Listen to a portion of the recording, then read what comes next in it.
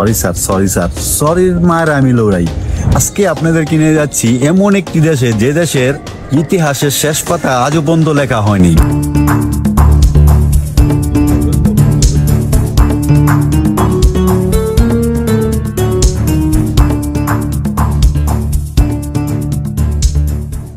Scan করার পর থেকে যে আপনার সাথে স্ক্যাম করা শুরু হয়ে যাবে, সেটা আপনি বুঝতে পারবেন।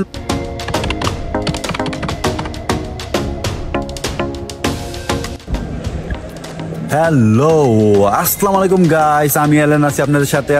আজকে আপনাদেরকে নিয়ে যাচ্ছি এমন একটি দেশে, যে দেশের ইতিহাসের শেষ পাতা আজও পর্যন্ত লেখা হয়নি। হিস্ট্রিতে ভরপুর দেশ। হ্যাঁ, এখন আমি আছি আবুধাবি এয়ারপোর্টে। আবুধাবি থেকে নিয়ে যাব কায়রো, তাও আবার সরাসরি না, মাঝখানে ছোট্ট একটা ব্রেক আছে, সেটা হচ্ছে আমানে, Queen Alia International Airport in Jordan. সেখান থেকে আমরা সোজা ফ্লাই করব হচ্ছে কায়রোতে। তো পাশে থাকবেন এবং ভিডিওটি দেখবেন। যে হিস্টোরি কথা বললাম, সেই হিস্টোরি যে মিস্ট্রি আছে, যে আধুনিক বৈজ্ঞানিকরা এখন পর্যন্ত ওই হিস্টোরির যেই শেষ আছে এখনো খুঁজে পায় নাই। তো সেই ভিডিও হবে পরের পর্বেতে, কিন্তু এই পর্বতে থাকছে হচ্ছে আমরা এখান থেকে আমাদের যে ট্রানজিট ফ্লাইটটা নিচ্ছি, ফ্লাইটে আমাদের কিরকম অভিজ্ঞতা হয়, আমাদের কিরকম এক্সপিরিয়েন্স হয়, সেটা আপনাদের সাথে শেয়ার করব। তো আমরা এই যে এই দুই বন্ধু যাচ্ছি একসাথে, তো দোয়া করবেন আমাদের জন্য। আমরা বোর্ডিং এর জন্য অপেক্ষা আছি। বোর্ডিং করা সব দেখাবো, স্টেপ বাই স্টেপ সবকিছু আপনারা আপডেট পাবেন। তো দেখুন, আবুধাবি এয়ারপোর্টটা মোটামুটি দেখতে খারাপ না, মোটামুটি সুন্দর দেখতে। তো আমরা এখন রাত্র প্রায় 2টো বাজে, তো এখানে আসছি। আমাদের ফ্লাই হচ্ছে 6টা বাজে। তো এখন আমাদের অপেক্ষা করতে হবে আরো 4 ঘন্টা এখানে আমাদেরকে কাটাতে হবে। তো যাই হোক, চোখে প্রচন্ড ঘুম পাচ্ছে, যে বোর্ডিং গেট এখনো খোলে নেই। তো আমরা একটু হাঁটাহাঁটি করছি। আবুধাবি এয়ারপোর্টটা মোটামুটি খারাপ না দেখতেছি, তবে চোখে ঘুম আছে। তো যাই হোক, সব মিলিয়ে একটা এক্সাইটমেন্ট কাজ করতেছে ভিতরে, কারণ হিস্টোরিক্যাল একটা দেশে যাচ্ছি, যে দেশের হিস্টোরি অনেক। এই যে আমার বন্ধু, ঠিক আছে, যারা নিয়ে আমি ভ্রমণ করতেছি, এনে আত্তে আত্তে আত্তে আত্তে অরণ হয়ে গেছে। আর আমান থেকে আমরা যে কায়রোতে ফ্লাইটটা করবো, ওইখানকার যে এক্সপিরিয়েন্স বা তাদের যে সার্ভিস, মানে নামটা হচ্ছে royal Jordanian airlines. Royal Jordanian airlines মানে রয়্যাল একটা ভাব আছে। তো দেখি তাদের রয়্যালিটিটা কিরকম।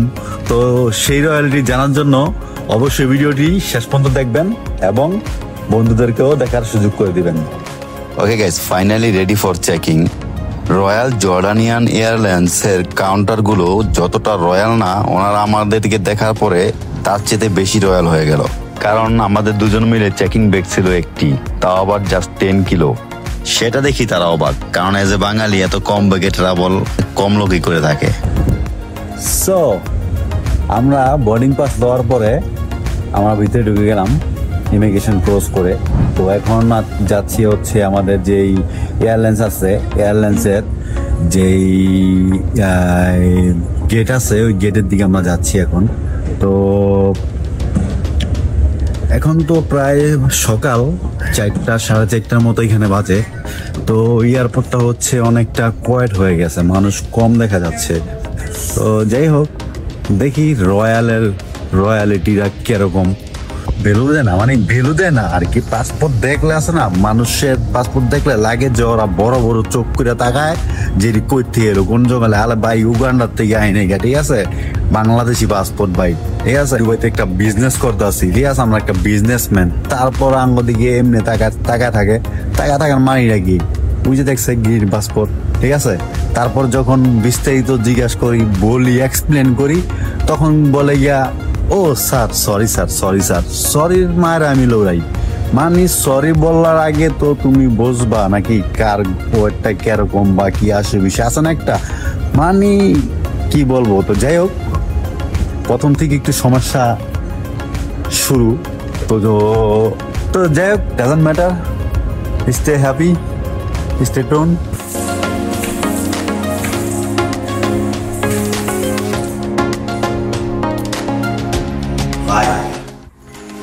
এত রাত্র হয়েছে, এত গম পাচ্ছে, যার কারণে একটু ফ্রেশ হয়ে নিলাম আইসা। তো কফি চা কোনো পাইতাছি না, যাই যেটাই পাইতাছি হয়েছে 100 গ্রামের উপরে, তার মানে আউট অফ বাজেট। তাই তো যাই হোক, ফাইনালি আমরা এন্টার করলাম তাদের ওয়েটিং এরিয়ায়। বিমানে ওঠার আগে যে গেট থাকে ওই গেটে। তো তাদের এরিয়াটা দেখুন, এটা দেখে মনে হচ্ছে না আসলে রয়্যাল একটা ফিল আছে, কারণ এরিয়াটা অনেক ভিআইপি আর রেস্ট করার মতো একটা পরিবেশ। ক্লান্ত ভাই, অবশেষে এই যে বোর্ডিং নিয়া, মানে বিমানের যে গেট, আই মিন প্লেনের যে গেট আছে, ফাইনালি আমরা সেই গেটে ভিআইপি লাঞ্চে বসে আছি। ঠিক আছে, তো বেশি সময় নেই, আর মাত্র হয়তো ঘন্টা খানিকের মতো আছে। তো ঘন্টা খানিকের মধ্যে আমরা এখান থেকে ফ্লাই করব আমানের উদ্দেশ্যে।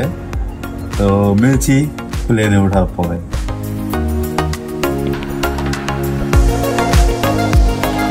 তবে তাদের যে টাইমিংটা ছিল পারফেক্টলি টাইম মতো তারা বোর্ডিংটা করেছে।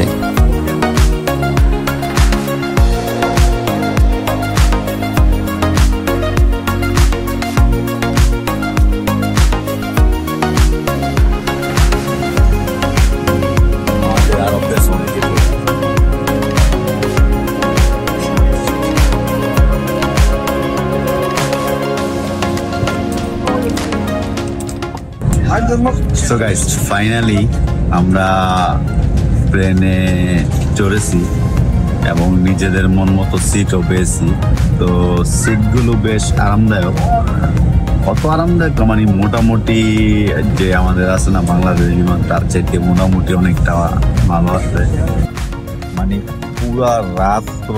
পুরাটা রাত্র আছে না ভাই, এয়ারপোর্টে কাটাইছি। ঠিক আছে, একটা কাপ কফিও খাইতে পারি না, কারণ কি জানেন পয়সা ভাই, এত হাই প্রাইস একটা কফির দাম, মানে কি বলবো। তো যাই হোক, যেহেতু রয়্যালে এখন আসি, কিছুদিন পরে জ্বালাই খামো ওদেরকে, যে কফি দে, চা দে, কফি দে, চা দে, কফি দে, চা দে, খাওন দে, এটা দে, ওইটা দে। সফট ড্রিঙ্ক আমি খাই না, just coffee enough for me. So দেখা যাক তাদের সার্ভিসটা কিরকম হয় আর কি। ওকে গাইস, সো এই রয়্যাল জর্ডান এয়ারে একটা সিস্টেম আমার কাছে ভালো লাগছে, যে আমাদের দেশের যে ইউএস বাংলা আছে বা আমাদের দেশে যে বাংলাদেশ বিমান আছে, তো তার চাইতে যে ওনাদের যে মনিটরটা অনেকটা আপডেট। আমি সংক্ষেপে একটু দেখাই, যে আমি যদি শুরু করি, আমার ল্যাঙ্গুয়েজটা সিলেক্ট করার পরে এন্টারটেনমেন্ট এখানে গেলে পারবেন। ঠিক আছে, entertainment, audio, adventure, relaxation, game and holy কোরআনও শুনতে পারবেন। কি একটা জবরদস্ত একটা, মানে একটা কি সুন্দর একটা জিনিস থাকছে, যে হলি কোরআন আপনি শুনতে পারবেন বা পড়তে পারবেন। ঠিক আছে, আবার কিপ জুন। তো যাই হোক, সবচেয়ে যে জিনিসটা আমার কাছে ভালো লাগছে সেটা হচ্ছে যে এটা দেখেন, আপনি এটা দেখতে পাইতেছেন যে আপনার ডাউনস, যখন বিমানটা উপর দিকে উঠবে তখন আমরা নিচে কি কিরকম দেখতে, মানে ক্যামেরা লাগানো আছে, ওই ক্যামেরা পাবলিক অ্যাক্সেস করে দিয়েছে, যারা আর কি প্যাসেঞ্জার আছে তাদের জন্য, তারা দেখতে পারবে নিচে কি হচ্ছে। তো নিচে এবং ফরেন সাইড এই এরকম আছে, এই দেখাচ্ছি। তো এইখানে আপাতত বিমানটি দাঁড়িয়ে আছে। তো যখনই সামন দিকে যাবে বা রানওয়ে থেকে এটা উড়াল দিবে বা উপর দিকে যাবে, তখন আপনি যে আকাশের পথটা সব সম্পূর্ণ আর কি আমরা নিজের চোখে এখানে বসে বসে দেখতে পারবো। ভিউটা আর কি, লাইভ ভিউটা আমরা এখানে বসে বসে দেখতে পারবো। দেখতে পাচ্ছেন এখন বিমানটি ধীরে ধীরে আগাচ্ছে সামনের দিকে। তো আগে রানওয়ে যে আছে ওই রানওয়ের দিকে যাচ্ছে। তো গাইস, আপনারা দেখতে পাচ্ছেন যে তারা একজ্যাক্টলি টাইম মতো টেক অফ করার জন্য রেডি হইতেছে, রানওয়ের দিকে যাচ্ছে। আমি বলবো তাদের টাইমিংটা খুব মেনটেন করছে, তারা একদম পুরো রেডি টেক অফ করার জন্য। আউটসাইডটা দেখাইলে আমি আউটসাইডে ক্লিয়ার দেখা যাচ্ছে না, বাট এখানে আমি দেখাচ্ছি যে পুরো রেডি আছে টেক অফ করার জন্য। যখন এটা টেক অফ করবে, মানে উপর দিকে উঠবে, তখন দেখতে পুরো রানওয়ে আমরা দেখতে পাইতেছি এখন। ঠিক আছে, রানওয়ে দেখতে পাইতেছি। তো আমরা কিছুক্ষণের ভিতরেই হয়তো আমরা টেক অফ করে ফেলবো। তো আমার মনে হয় এখনই, এই যে অলরেডি আমরা টেক অফ করে ফেলছি।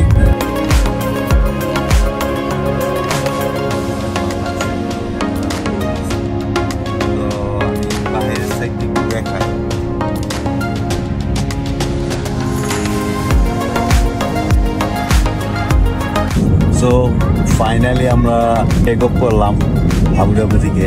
তো এখন যাচ্ছি আমানের থেকে। তো সকালের ব্রেকফাস্ট রেডি। তো রয়্যালের থেকে আমাদের যে ব্রেকফাস্ট প্রোভাইড করছে তা আমি রিভিউ দিব আপনাদেরকে। টুথপিক এবং sugar, black pepper and sauce, আর এটা হচ্ছে টিস্যু, ওয়েট টিস্যু, এবং এটা হচ্ছে ক্রিম, এবং আর কি আছে ফাইনালি কিছু স্পুন। তো এটা হচ্ছে অ্যাপেল জুস, তাদের জর্ডানিয়ান অ্যাপেল জুস, তার সাথে দিচ্ছে একটা কুকিজ। এবং দেখুন পানিটা মানে পুরোটা ভর্তি না, ঠিক আছে, হাফ, মানে হাফের চাইতে কম মনে হচ্ছে আমার কাছে। তো যাই হোক, দেখি এটার ভিতরে কি আছে এবং ওনারা কি দিছে ব্রেকফাস্টে। পাও, এটা হচ্ছে একটা রুটির ভিতরে মাঝখানে চিজ আছে। তো লেটস ট্রাই। তো গাইস, খাওয়ার আগে বাইরের যে ভিউটা আছে সেটা এনজয় করে নিলাম। তো লেটস ট্রাই। তো গাইস, এটা টেস্টটা হামরি অত টেস্টি না, জাস্ট ওকে অনলি। তো ব্রেকফাস্টের জন্য ঠিক আছে। Okay guys, so finally we are arrived at the Amman airport. যে কুইন আলেয়া ইন্টারন্যাশনাল এয়ারপোর্ট আছে যে জর্ডানে অবস্থিত। এখন আমরা সেখানে অবস্থান করছি। তো মাত্র ল্যান্ড করলাম আমরা কিছুক্ষণের মধ্যে। এখান থেকে 2 ঘন্টার মধ্যে ট্রানজিট আছে। 2 ঘন্টার পরে আমরা এখান থেকে ফ্লাই করে যাব হচ্ছে কায়রো। তো আমাদের কায়রোর সময় 1:10 আমরা কায়রোতে ল্যান্ড করবো। কায়রো যাওয়ার আগে আমরা অবশ্যই এই জায়গাটা ঘুরে দেখবো যে জর্ডান যে এয়ারপোর্টটা আছে বা জর্ডানের যে ছোট্ট এয়ারপোর্ট বা কিরকম তাদের স্থান। এটা হচ্ছে আমান এয়ারপোর্টের ডিউটি ফ্রি এরিয়া। এটা হচ্ছে ভিতর সাইডটা। তো আমরা যেখানে ট্রানজিট নিচ্ছি সেখানে ম্যাকডোনাল্ডস আছে এবং স্টারবাক্স আছে, ওই পাশে স্টারবাক্স, এবং এই তেমন বড় না এয়ারপোর্ট। তো এই যে চকলেটের দোকান, হানি, পিওর হানি চকলেট, কুকিজ, এই সমস্ত জিনিস এখানে পাওয়া যায়। তো ওইখানেও দেখা যাচ্ছে কিছু দোকান আছে, ওই দিকটাও আছে, উপর যেন কি উপরও আছে। তো ফাইনালি আমরা এখানে নামার পর একটা চেকিং ছিল, ছোট্ট একটা চেকিং। তো ওনারা বুঝলাম না যে কিসের জন্য ল্যাপটপ গুলাকে সব বের করে চেক করলো, চেক করে কি একটা লাগিয়ে এটা একটা মেশিনে চেক করার পরে তারা বললো যে সমস্যা নেই, আপনারা যেতে পারেন। তো বুঝলাম না জিনিসটা। তো এখন আসি আমরা উপরে। তো আমাদের গেট নাম্বার হচ্ছে 120। তো আমাদের ওই 120 গেট নাম্বার খুঁজে বের করে যেতে হবে কায়রোর উদ্দেশ্যে, মানে কায়রোর উদ্দেশ্যে যে এখান থেকে যে প্ল্যানটা ছেড়ে যাবে সেই প্ল্যানটা যেতে হবে। তো 120 হচ্ছে। তো আসুন দেখি 120 কোথায় আছে। আসলে জর্ডান এয়ারপোর্টটা আছে না, মানে আমান যে এয়ারপোর্টটা আছে আহামরি অত বড় না, ছোটই, কিন্তু গেট গুলো যে নাম্বার গুলো আছে অনেক বড়। মানে আমাদের যে গেট নাম্বারটা আছে সেটা হচ্ছে 120, মানে 120 নাম্বার গেট। হ্যাঁ, 130 নাম্বার, 18 নাম্বার গেট, মানে এই গেটের নাম্বার গুলো অনেক। তো এই দিকে দেখেন এই বাসটা সব মিলিয়ে আর কি এটা নিয়ে এয়ারপোর্ট। ঠিক আছে, ওই বাসটা দেখতে পারেন। তারপরে এদিকে ঘুরে এই বাসটা দেখতে পারেন, এদিকে এই বাসটা আছে, যেমন আমাদের গেটটা এদিকে পড়ছে। এদিকে সব মিলিয়ে এইটাই আমান এয়ারপোর্ট। ঠিক আছে, ঠিক আছে।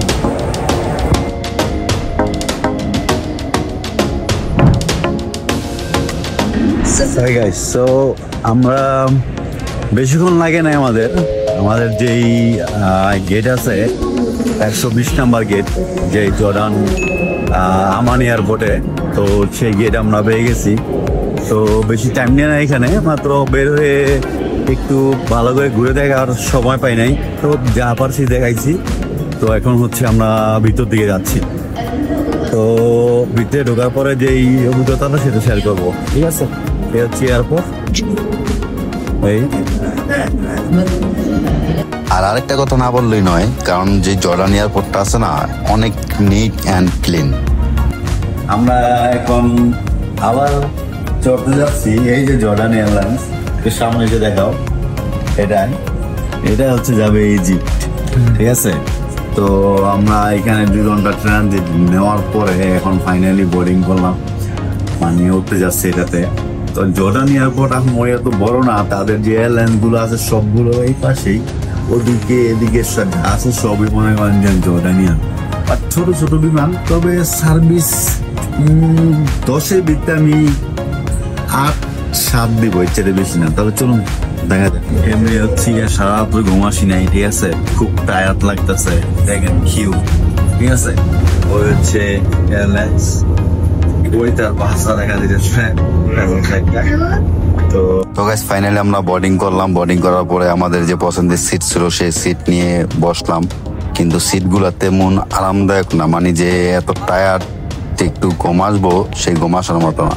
তো কিছু করার নাই, মানতে হবে। তো বাইরে সেটা যদি আমি একটু দেখাই তাহলে দেখতে পাইতেন যে তারা টেক অফ করার জন্য পুরো প্রস্তুতি নিতেছে। সিট এগুলা মোটামুটি বসার মতো ঠিক আছে, কিন্তু মানে একটু শুয়ে রেস্ট করার মতো, ঘুম আসার মতো ওরকম না আর কি, ঠিক আছে? তো কিছু করার নাই।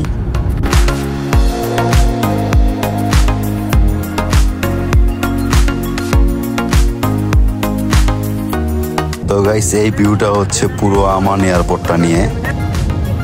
তো guys time to second breakfast. এটাও ব্রেকফাস্টেই। তো এগুলো চামচ দিছে, এখানে একটা শর্মা দিছে, এবং হ্যাঁ শর্মা, আর তার সাথে একটা জুস, আর এই সেই পানি, অর্ধেকটা পানি। আর এখানে মনে হচ্ছে একটা পেস্ট্রির মতো কেক, পেস্ট্রি, হ্যাঁ একটা পেস্ট্রি দিছে। Not bad, let's try. Finally আমরা ইজিপ্টে, এখন আছি কায়রো এয়ারপোর্টে। তো অনেক প্যারার ভিতরে ছিলাম, অনেক টায়ার দেখতেছে। ইমিগ্রেশন করার পরে বাদ বাকি কথা বলবো, ঠিক আছে? এখনকার জন্য বাই। তো ল্যান্ড করার পরে আমাদের সোজা চলে যেতে হবে অন অ্যারাইভাল ভিসা কাউন্টারে। ওইখান থেকে আমরা ভিসা নিব, পার পার্সন $25 করে ভিসার কস্ট নিবে, এবং তারপরে একটা ছোট্ট স্টিকার দিবে। ওই স্টিকারটা নিয়ে আমরা চলে যাব ইমিগ্রেশন কাউন্টারে। বাইরে ভাই, আমি তো এখন মিলিয়নে। আর এ দেখছেন কত টাকা আমার কাছে, মানে টাকাই টাকা। এই যে টাকা ডিগালি দেখেন, এটা নোটগুলি দেখেন, 100 টাকার নোট, 2000 টাকার নোট, 2000 টাকা। মানে এই কয়দিনে আমার যেই খরচ, মানে 1 সপ্তাহে যা খরচ হয়। আর তো চলুন দেখা যাক। ইমিগ্রেশন শেষ করে সোজা বের না হয়ে প্রথমে মানি এক্সচেঞ্জ করলাম। Okay guys, what's up? আজকে ফাইনালি আমরা ইজিপ্টে, মমির দেশে, ইতিহাসের দেশে এবং হিস্টোরির দেশে পা রেখেছি। মাত্র ইমিগ্রেশন তে পেরেছে। তো এখানে এসে একটা জিনিস দেখলাম যে আপনার ব্যাগেজটা যখন পাবেন, ইমিগ্রেশনটা শেষ করে ব্যাগেজটা পেয়ে ব্যাগেজটা স্ক্যান করতে বলে ওরা, ঠিক আছে? ওই স্ক্যান করার পর থেকে যে আপনার সাথে স্ক্যাম করা শুরু হয়ে যাবে, সেটা আপনি বুঝতে পারবেন না যে আপনার সাথে কি হবে। তারা স্ক্যান করতেছে, হ্যাঁ, ব্যাগেজ স্ক্যান করার পরে। সব বলবো ভাই, সব বলবো। শুধুমাত্র ভিডিওটি শেষ পর্যন্ত দেখেন এবং সাথে থাকেন। খুব ভালো ভালো ভিডিও আসতে সামনে, অবশ্যই পাশে থাকবেন। ট্যাক্সি নিলাম, এটা প্রাইভেট কারের মতোই। তো আমাদের যে হোটেলটা পড়েছে সেটা হচ্ছে এই যে পিরামিড গিজা, যে সবচেয়ে বড় পিরামিডটা আছে সেখানে, তার কাছাকাছি নিয়েছি, যাতে ফার্স্ট 2 দিন যেখানে থাকবো। তো সেখানে আমরা ডাইরেক্ট এখান থেকে ট্যাক্সি নিলাম।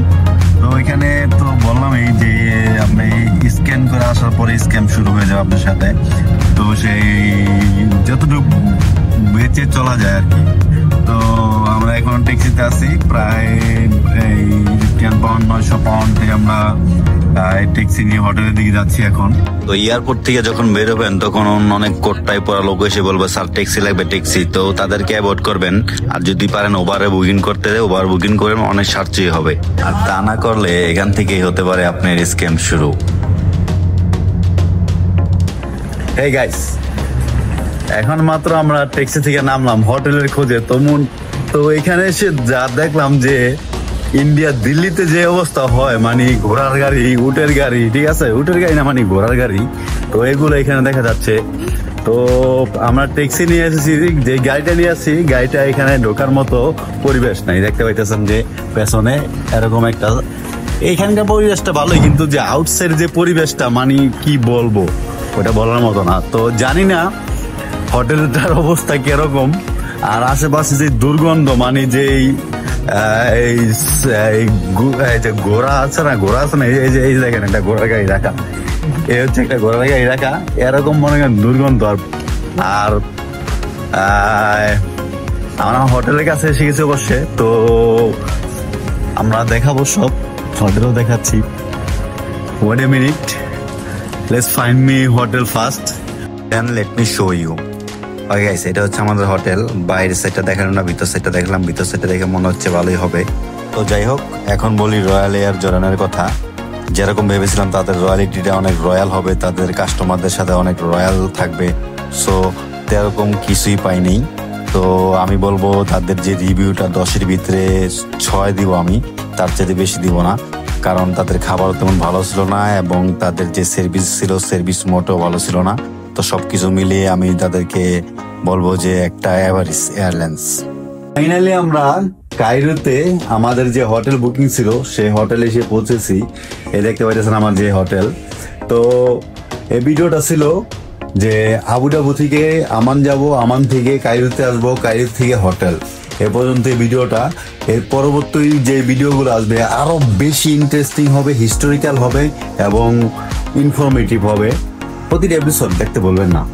ফাইনাল যেই ইজিপ্টের যেই বড় সবচেয়ে 4000 4500 সাল পুরনো যেই পিরামিড আছে, সেই পিরামিড নিয়ে, হিস্টোরি নিয়ে, মিস্ট্রি নিয়ে, এবং ইতিহাসের পাতায় কেন শেষ লেখাটা লেখা হয়নি এখনো, সেই সম্পর্কে জানতে পারবেন।